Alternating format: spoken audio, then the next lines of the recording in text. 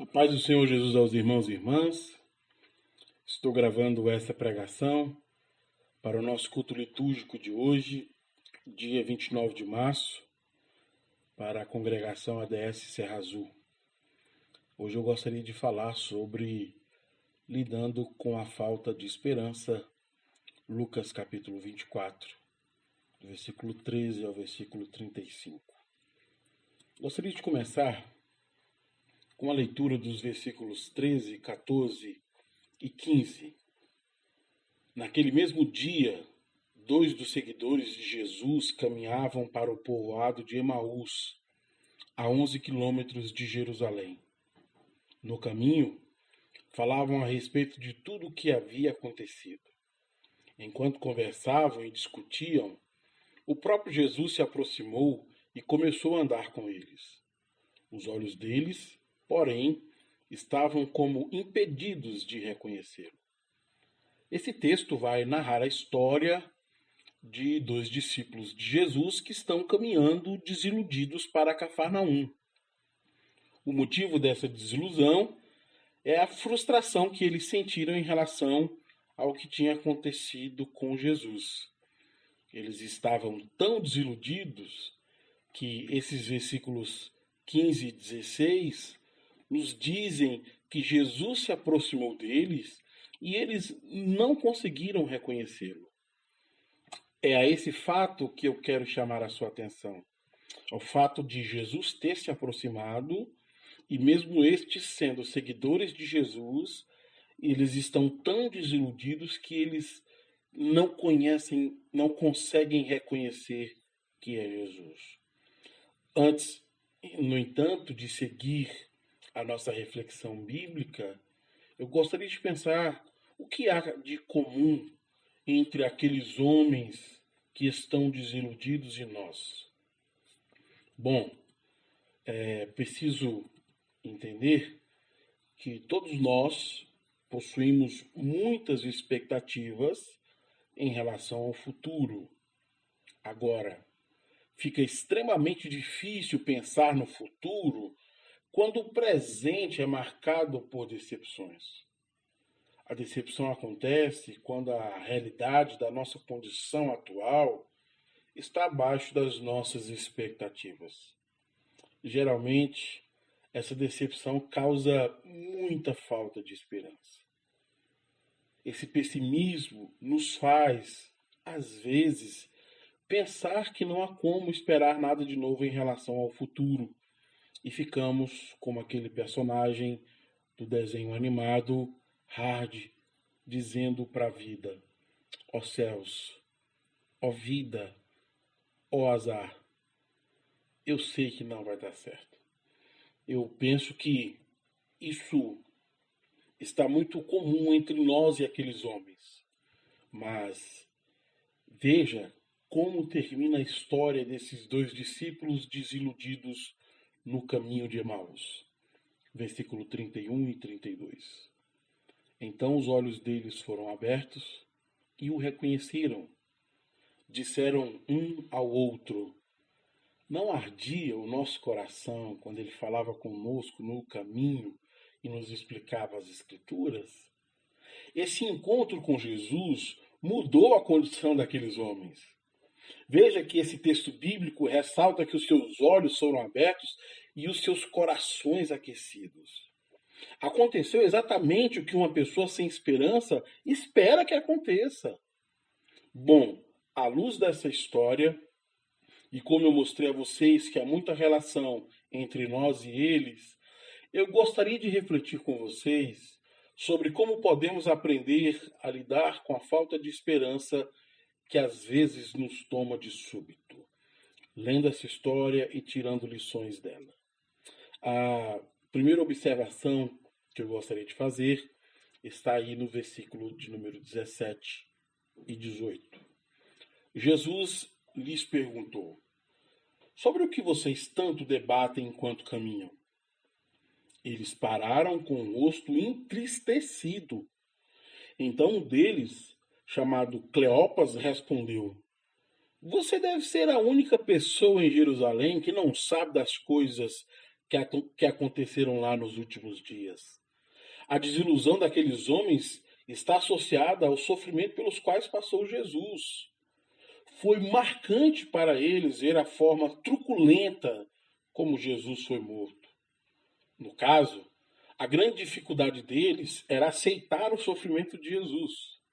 E por que não aceitavam o sofrimento de Jesus? O texto nos diz que eles viam Jesus como alguém enviado da parte de Deus. Observe aí comigo o versículo 19 e 20. Que coisas? Perguntou Jesus. As coisas que aconteceram com Jesus de Nazaré, responderam eles. Ele era um profeta de palavras e ações poderosas aos olhos de Deus e de todo o povo. Mas os principais sacerdotes e outros líderes religiosos o entregaram para que fosse condenado à morte e o crucificaram. A sua falta de esperança é causada por não conseguirem conceber o sofrimento como sendo uma coisa possível de acontecer aos filhos de Deus. Ainda mais a Jesus, o enviado da parte de Deus. Mas veja que no versículo de número 26, Jesus vai nos dar a primeira lição importante dessa história. Não percebem que era necessário que o Cristo sofresse essas coisas antes de entrar em sua glória? Eu diria que a primeira grande lição que essa história nos ensina é que o sofrimento tem propósitos. Deixa eu explicar isso a você. Com essas palavras de Cristo, ele está nos indicando que o sofrimento também é uma das maneiras de Deus trabalhar. A dor e o sofrimento são sem propósito para nós, mas para Deus, que governa soberanamente sobre todas as coisas, até o sofrimento cumpre os seus propósitos eternos. Eu gostaria de dar a você 2 exemplos relacionados ao sofrimento cristão e a maneira como os propósitos divinos se revelam nesse sofrimento. Os 2 textos que gostaria de citar são esses. O primeiro, 1 Pedro capítulo 2, versículo 21. Porque Deus os chamou para fazerem um bem, mesmo que isso resulte em sofrimento, pois Cristo sofreu por vocês, ele é seu exemplo, sigam seus passos. Aqui no canal existe uma outra reflexão onde eu falo sobre o sofrimento com propósito a partir de nós que não devemos nos cansar de fazer o bem. Se você quiser ouvir essa reflexão, eu tenho certeza que você entenderá a explicação tanto desse texto como aquele de Gálatas, onde fala sobre o bem como sendo uma maneira de conduzir aqueles que se afastaram do caminho do Senhor para retornarem para o caminho do Senhor. E aqui está nos dizendo que fazer o bem produz certo sofrimento, mas esse é um sofrimento que tem propósito, porque o propósito é para o bem do outro. Assim como Cristo sofreu por nós, nós sofremos para fazer bem a outras pessoas. O segundo exemplo, Tiago capítulo 1, versículo de número 2 e 3. Meus irmãos, considerem motivo de grande alegria sempre que passarem por algum tipo de provação,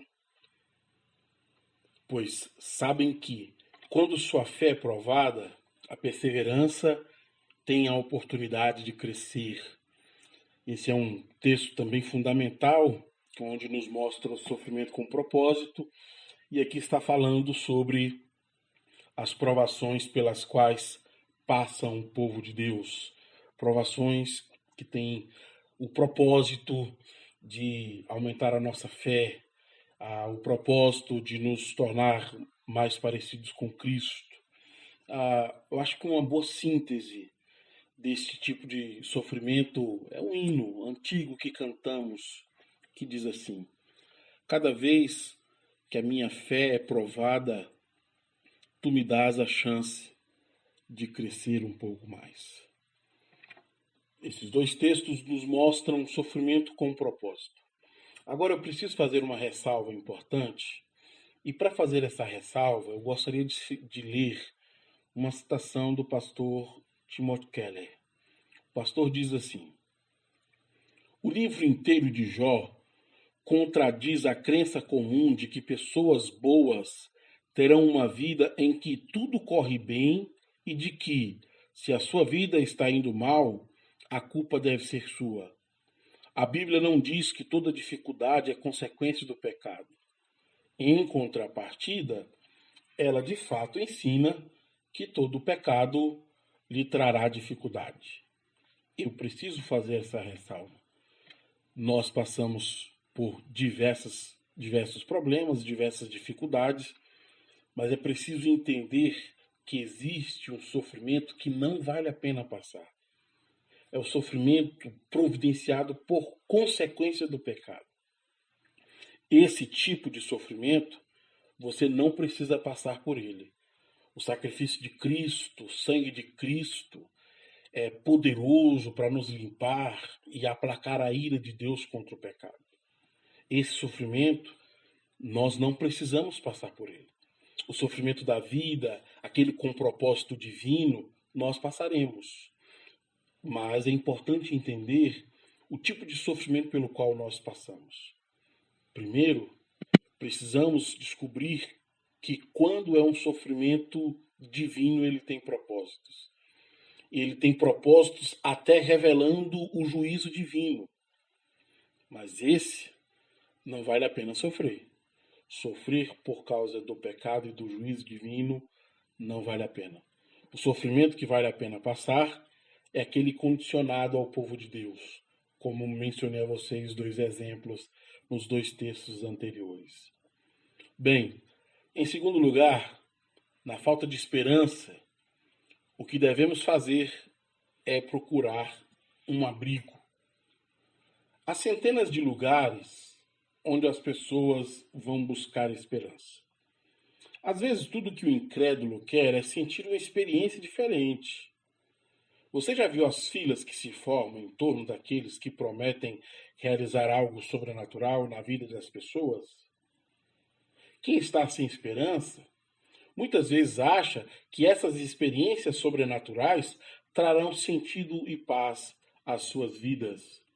Mas veja que no versículo de número 27 é descrito a forma como Cristo está tratando da desesperança daqueles homens. Então Jesus os conduziu por todos os escritos de Moisés e dos profetas, explicando o que as Escrituras dizem a respeito dele. Foi no que a Bíblia dizia sobre ele mesmo, Jesus, o Messias, que Cristo está aqui utilizando-se dessa explicação para trazer conforto ao coração daqueles homens. A Bíblia Sagrada, ela deve ser utilizada como um refúgio para pessoas que estão sem esperança e sem perspectiva. Veja que no versículo 32 que eu mencionei anteriormente, esses homens disseram uns aos outros após ouvirem Cristo fazer essa explicação. Não ardia o nosso coração quando ele falava conosco no caminho e nos explicava as Escrituras? Deixa eu colocar isso para você da seguinte maneira. Quando as trevas invadirem seu coração, há uma luz que pode lhe trazer esperança. Tua palavra é lâmpada para os meus pés e luz para o meu caminho. Salmo 119, versículo 105. O conhecimento de Deus revelado nas Escrituras traz luz ao caminho de trevas. Ore ao Espírito Santo para que ele ilumine a sua consciência quando você estiver lendo as Escrituras. Busque refúgio nas palavras do Senhor e faça do Altíssimo a sua habitação. Em terceiro lugar, na falta de esperança, não devemos estar só. No momento de desesperança, talvez você pense que a solidão é o melhor remédio. Mas veja o que acontece no versículo de número 28 a 31. Aproximando-se de Emaús, o destino deles, Jesus fez como quem seguiria viagem, Mas eles insistiram: fique conosco esta noite, pois já é tarde. E Jesus foi para casa com eles. Quando estava à mesa, ele tomou o pão e o abençoou. Depois, partiu e lhe deu. Então os olhos deles foram abertos e o reconheceram. Nesse momento, ele desapareceu. Jesus teve intimidade com eles. Essa será uma maneira bíblica de lidar com a incredulidade ou a falta de esperança. A companhia das pessoas. Você precisa descobrir Deus na vida de outras pessoas e deixar que essas pessoas sejam o consolo de Deus para a sua vida. Mas será que pessoas podem ser o consolo de Deus para a vida de alguém? Eu gostaria de ler a você um relato apaixonante sobre a maneira como as pessoas são formas de Deus nos consolar em momentos difíceis. 2 Coríntios, capítulo 7, versículos 5, 6 e 7. Pois quando chegamos à Macedônia, não tivemos nenhum descanso, mas fomos atribulados de toda forma. Conflitos externos, temores internos. Deus, porém, que consola os abatidos, consolou-nos com a chegada de Tito. E não apenas com a vinda dele, mas também com a consolação que vocês lhe ministraram. Ele nos falou da saudade, da tristeza e da preocupação de vocês por mim, de modo que a minha alegria se tornou ainda maior. Que relato maravilhoso! Que coisa belíssima! Um coração aflito e desesperançado precisa receber esse tipo de consolo. E veja que a condição de Paulo aqui não é boa. Ele diz: não tivemos nenhum descanso. Fomos atribulados de toda forma, conflitos externos, temores internos, medos. Mas observe que Deus o consolou. E a maneira que Deus o consolou foi com a chegada de Tito. Foi com o relato de saudade, de tristeza, de preocupação dos irmãos. Deus que consola os abatidos pode consolar-nos com a chegada de pessoas queridas. Sente à mesa com essas pessoas queridas. Dê graça pelas refeições e permita que os afetos mútuos tragam alento ao seu coração. Em quarto lugar, quando a esperança lhe faltar, saiba dimensionar o seu problema. Eu repito o versículo de número 14. No caminho, falavam a respeito de tudo que havia acontecido. Deixa eu lhe fazer uma pergunta. Em algum momento da sua vida, você já fez tempestade em copo de água? Você precisa dar ao seu problema o real tamanho que ele possui. E foi isso que eles fizeram. Eles conversaram sobre as suas frustrações. Irmão, irmã, eu espero que a sua falta de esperança não seja por antecipação de problemas que não existem. Não perca a sua esperança por causa do pavor e do medo futuro. Saiba dimensionar o seu problema. Não transforme o seu problema numa tempestade em copo d'água. Em quinto e último lugar, quando a esperança lhes faltar, converse com Jesus. Versículo de número 27. Eu repito a leitura mais uma vez. Então Jesus os conduziu por todos os escritos de Moisés e dos profetas, explicando o que as escrituras diziam a respeito dele. O que Jesus está fazendo demorou tempo. Podemos dizer que ele foi de Gênesis até os profetas. Isso foi uma conversa longa. Você precisa ter conversas longas com Jesus quando estiver sem esperança. Gaste tempo falando com ele. E mais, não seja apressado. pare também para ouvi-lo, para meditar na sua palavra. Eu gostaria de encerrar com lições que serviram àqueles homens que estavam sem esperança e lições que também servem a nós. Primeiro, nós possuímos muitas expectativas diferentes dos planos de Deus. Aqueles homens esperavam Cristo diferente daquele que se revelou. O Cristo que eles esperavam não veio, e isso causou muitos problemas à sua fé. Segundo, nem sempre nós conseguimos entender a forma como Deus trabalha. Ser necessário esse Cristo padecer é difícil de compreender para aqueles homens o motivo. E nós também temos dificuldade de entender hoje a forma como Deus trabalha. Às vezes, ficamos incrédulos que Jesus possa fazer alguma coisa por nós. Esses homens estão fugindo por causa disso.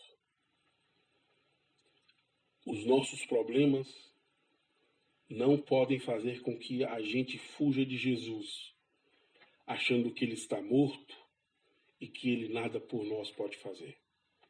Não fuja de Jesus diante dos seus problemas.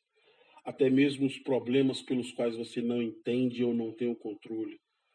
Até mesmo situações que são demasiadamente assustadoras. Não fuja de Jesus. Porque quando você fugir de Jesus, você está caminhando na direção oposta à vida. Jesus estava em um lugar e eles estavam fugindo para outro lugar. Porque achavam que esse Jesus não ressuscitaria. Ele ressuscitou. Era só esperar e eles veriam a ressurreição de Cristo. Então, essas lições que eles aprenderam também nos servem muito e também têm que nos ser muito caras. Às vezes perdemos as nossas esperanças porque nós temos expectativas diferentes aos planos de Deus. Nós pensamos e construímos ideias que fogem ao que Deus está fazendo para o futuro. Nós temos muita dificuldade em entender a maneira como Deus trabalha e conduz todas as coisas. E pode ser que você, por falta de conhecimento, de fé, de convicção em Cristo, tenha perdido a sua esperança que Cristo possa fazer alguma coisa por você. Você acha que ele está morto ou limitado diante da sua situação. E talvez está pensando em correr em uma direção oposta a Cristo. Não faça isso. Não faça isso. A história do caminho de Emaús nos ensina como lidar com a falta de esperança. E na falta de esperança, a primeira coisa que precisamos é entender que o sofrimento tem propósitos. Segundo, precisamos encontrar refúgio e abrigo na palavra de Deus. Terceiro, não podemos estar só. Existem pessoas enviadas da parte de Deus que serão abrigos ao nosso sofrimento. Quarto, precisamos dimensionar os nossos problemas. Quinto e último lugar, precisamos conversar com Jesus e permitir que Ele aqueça os nossos corações e abra os nossos olhos. Na falta de esperança, Jesus é o único que pode aquecer o seu coração e abrir os seus olhos. Que Deus em Cristo vos abençoe em nome de Jesus.